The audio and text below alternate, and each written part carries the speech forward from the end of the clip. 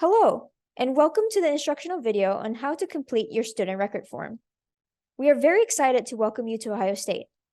My name is Nicole, and I'm a peer advisor at the Office of International Affairs. In this video, I will guide you through the process of filling up the student record form as part of your mandatory immigration check-in process. A few things before we start. You must meet with a peer advisor to complete the check-in process. Filling up the form on its own is not enough. Check-in this semester will take place virtually, and you must schedule your appointment in advance. All appointments will occur on weekdays, and it is not possible to check in over the weekend.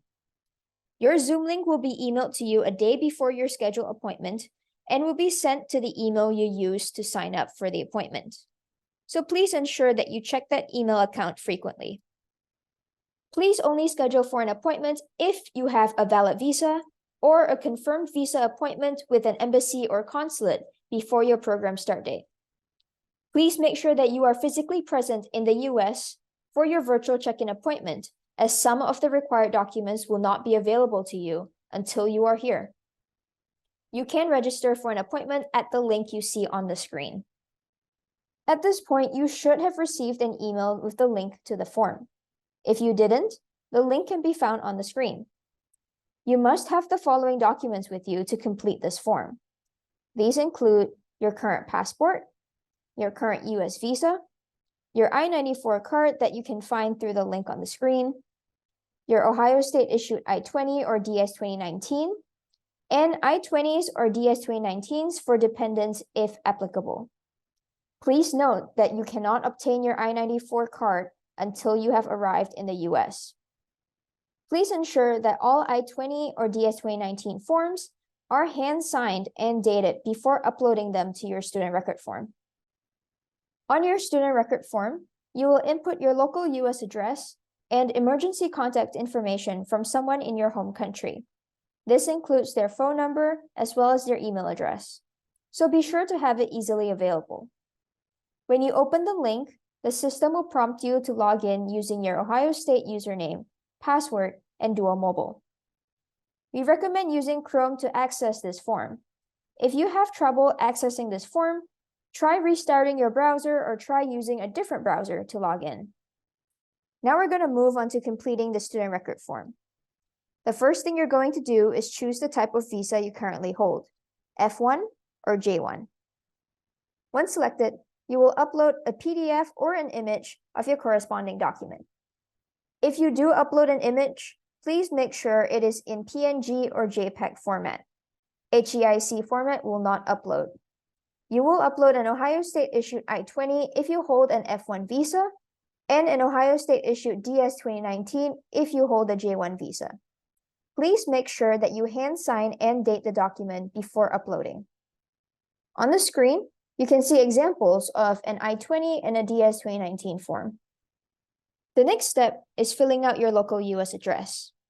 You can provide a temporary address for where you are staying tonight, but please make sure that you follow the instructions to complete the form correctly. You should put the street address on line 1 using all capital letters, and on line 2, put your apartment or room number. Then, put in the city, state, zip code, US phone number if you have one, and an alternate email that is not your OSU email. We recommend using the USPS link embedded in the form. Next, you will follow the link to update your address in Buckeye Link. You may provide the same address as the previous step. Please note that you must update your address in Buckeye Link within 10 days of moving. In order to maintain your immigration status, you must update your current address within 10 days of change of address. I will walk you through this process in the next couple of slides. In Buckeye Link, sign in with your OSU credentials. Click on the Applicant Center and update your home current address. Click on the Edit button of the Home Current Address line and type in your local US address. Your permanent address will be your home country address. You do not need to change this. Once you've completed this step, return to the student record form and select Yes to the question below. The emergency contact information is the next section you will have to complete. You must provide us with an emergency contact person from your home country. We require this information in order for us to contact them in case of an emergency. If you have someone in the US that you'd like to report as an emergency contact, please do so in the next section of the form. It is not mandatory, but it is recommended. Before you start uploading your documents to the form, there are a couple of questions that you must answer. The first is, do you have dependent documents that you would like to upload? Dependent documents refer to a spouse or children who might be present in the US on your visa. If that is the case, select yes. If not, select no. The second question is, have you acquired F1 or J1 status through the change of status process in the United States? For example, if you arrived in the US as a J1 student, then changed your status to F1 without leaving the US, then this applies to you and you should select yes. If you select yes, you will upload your I-797 approval notice. Now it is time to upload the rest of your documents to the form.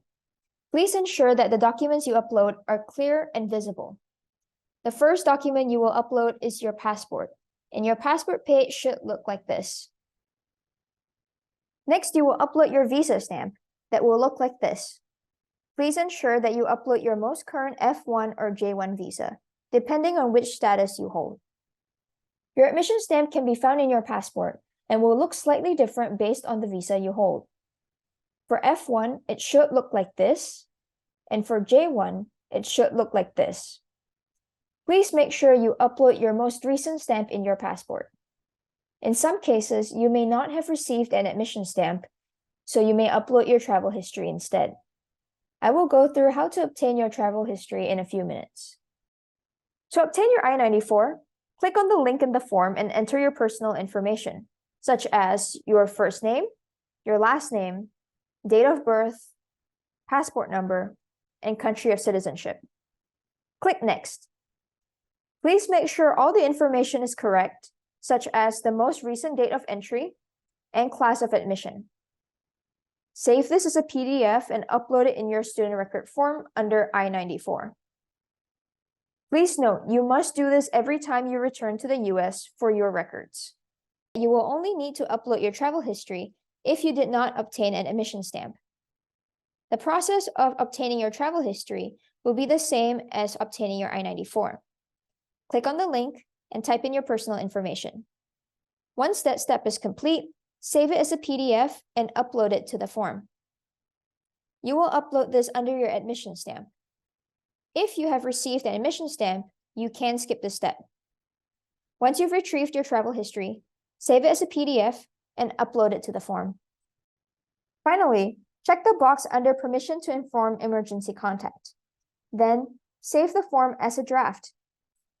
During your virtual appointment, an immigration check-in staff member will review the documents for accuracy with you before its official submission. During your virtual check-in, please have the physical documents with you. Please do your best to complete the form before your scheduled appointment. If you have questions, a peer advisor will be happy to help you. Once again, we're very excited and happy to welcome you to the Buckeye family. Here's our contact information, as well as the link to the website where you can find more information about the check-in process and orientation.